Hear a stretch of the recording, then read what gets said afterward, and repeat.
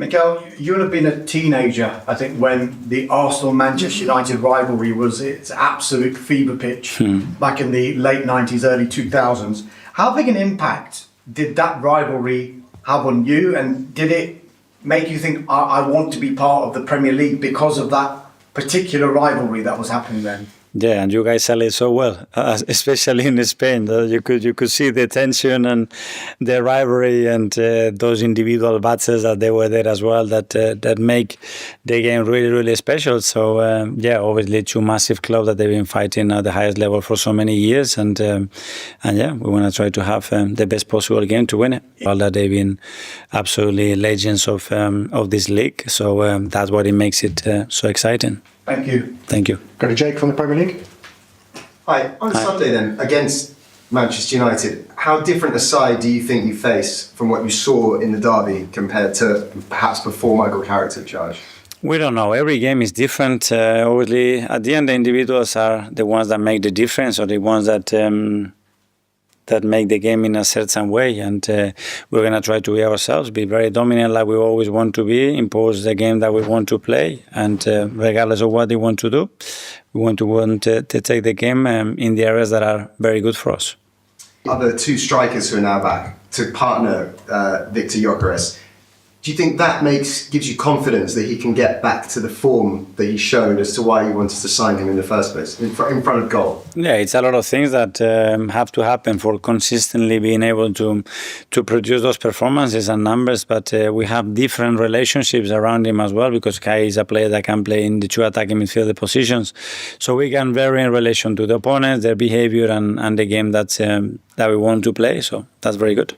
And just lastly, you touched on it earlier, you came to a club that you knew, like Michael Carrick has done. When you arrive in the first place, does it, I want to say, give you a head start, but does it make the sort of settling in period easier, or is there more pressure on you? I don't know. First of all, it's the feeling that I had towards the club, because I played here, and that's unique. That brings something extra. And the fact that you know a lot of people, in my opinion, is something very beneficial, and understanding the history of the club from the inside. And then you have to acclimatize and adapt to the circumstances and start your job. Tom from Reach. Hi, Mikel. There's some data that's come out that suggests that you're playing currently with the highest defensive line in the league, and you're playing against the lowest defensive lines in the league. Do you think the Premier League's almost boiling down to a point that the team that wins the league is the one that's best equipped to break down these low blocks? Well, that is one of the weapons that is necessary, because a lot of teams are doing that. But as well, we can see more and more the man-to-man game that is conquering not only the Premier League, but Europe, I think, as well. So you need to dominate all the phases in the game if you want to have the chance to win major trophies. We've seen now you scored 10 goals against Inter Milan, Atletico Madrid and Bayern Munich across those three massive European games. When you see the difference between European and domestic football, how different do you have to set up to prepare for each competition now? Yeah, it is very different. First of all, sometimes because the information that and the time that you have to prepare those games, and when you don't know them that much, it is a bit different. Then the rules change a little bit in the way the games are managed as well. And there is always an element of you are in or out, you need the points, you don't. So the results as well and how teams behave can change. But so far it's been good. James Athletic. Hi, Mikel. Hi. I'll tell you about Kai. He's obviously been back with the group for a few weeks now, but we've not seen him yet in the Premier League or the Champions League. Can you let us know your assessment of kind of where he is in his rehab and how happy you are with his progress so far? Well, he's very close. Obviously, he's been out for a long time, almost a year, for different reasons. And now we have to be very smart in the manner that we manage that load, the minutes. And I'm sure in the next few weeks he's going to play minutes. I cannot tell you in which competition, because that will depend as well on the game context. And it's a context that is positive to throw him in or not with his qualities. And it's great that we have him. We can use him in different positions. We will see him in different positions. And we are really happy to have him. And is the aim really to take your time to make sure that when you enter the decisive period of the season, March, April, May, that you've got Kai fit and firing at that point? Yes, because after a long-term injury, it's not only the period that you come in, it's what happens in the next 6 to 8 weeks. And we want to maintain that and manage that really well. So after we can creep it up, as you said, when all the big games are coming up, and we have make sure that everybody's in the right mind and physically at the highest level. James, CBS. Yeah. I'm Mikel. I know you're not a big social media user, but maybe you're aware of the nerves and the tension that's on there among the Arsenal fan base, and I think many of us would say that's drifting into the stadium a little bit. You know, you're top of the Champions League, not 7 points clear in the Premier League. What would be your message to supporters to sort of try to calm the nerves? It's not about calming, it's about continuing to do what we are doing really well and try to evolve every single day to be better. So from their side is continue doing what they do in the stadium, create more energy, more positiveness around the games in each actions. And if we do that and we create that kind of a scenario, we're going to make it more and more difficult to the opponent, and that's going to help us to win more games. Pep Guardiola's just said you're the best team in the world. Do you agree? I don't know. I think we are the team that wants to be constantly better, that we're doing a lot of things right, but we are far from perfect. And our only aim is to sustain the level that we are doing, but especially in certain areas, try to improve again. James, ESPN. Mikel, whenever you play against United, you talk a lot about transition, how dangerous they are on transition. Is that where you think there will be one loss? It's one of the areas. I mean, they are so good in a lot of departments. It's clear that when that team has a space to run and certain players to activate those runs, they become lethal. And you saw that a few days ago in Manchester.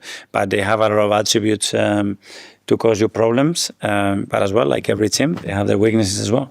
I mean, in terms of that transition play, are they the best in the league at that, do you think? I don't know. Historically, there's always been something very, very linked to that, and the profile of players that they always have, and certain individuals that are so good at activating those spaces as well. But yeah, I don't know the stats exactly, but for sure they are one of the best. Max from the Standard. Mikel. Ask about Calafiori. It's obviously so unique in the positions he takes up, particularly in the attack. How much has the balance of the team sort of been impacted by missing those specific qualities? We try to adapt to the qualities of our players, and certain players give us more dynamism and more options in terms of the spaces that they can occupy and where they are comfortable and how they can link between them. And others are probably more static and more fixed and more positional. And Ricky's quality is that he can be very fluent in many spaces. And just one on Bukayo. I think it's 12 matches without a goal, which is the joint longest of his career at Arsenal. What do you sort of put that down to? Well, that's a possibility always, but the impact that he has in games around all the attacking process for us and the attraction that he has in the opponents as well, open up spaces for other players. We want him obviously scoring and assisting in every match, and that has to be the aim at the level that he has. So we keep working on that. Okay, last couple in the As Live. Charles from goal. Hi, Mikel. Just go back to quite quickly. I remember about a year ago you called him like a genetic powerhouse because he's so used to playing and he's stayed fit so much in his career. Do you think sort of mentally after such a long time out it's going to be quite difficult for him to kind of trust his body when he does get back? Is that something he's going to have to work on?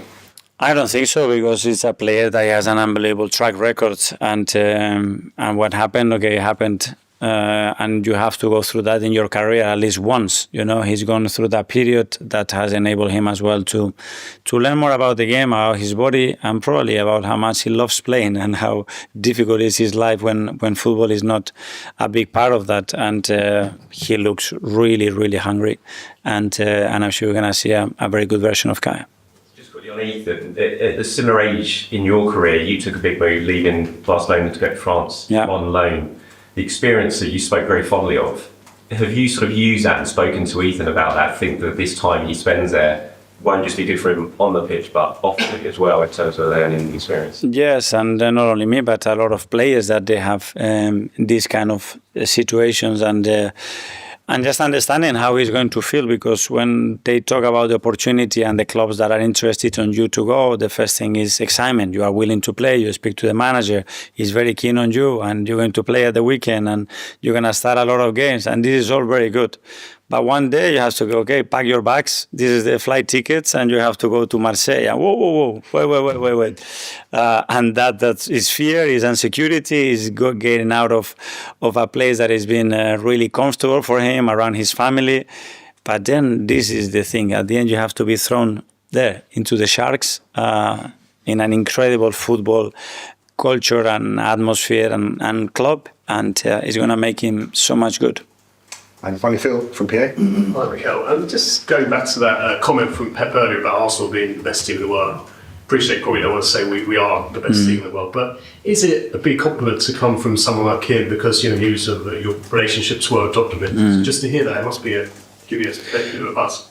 It's always much better to hear positive things about your team and the work that you are doing, but obviously that's a big word, especially because, in my opinion, to be related to that, you have to win a lot of things, and we haven't. But we certainly have the purpose to be the best version that we can be every single day, and we're not going to stop till we achieve that. And just one on Gary Jesus, obviously played so well the other night. Is it difficult to leave someone like that out of the team when he scores 2 goals, plays so well, obviously with United, to come on Sunday? Well, it's exactly what you want from your strikers, the same that Victor did. But at the end, you have to pick what you think is the best team to start against a different opposition, a different context, and then how you're going to finish the game as well. So tomorrow evening or the morning of the match, we will decide that.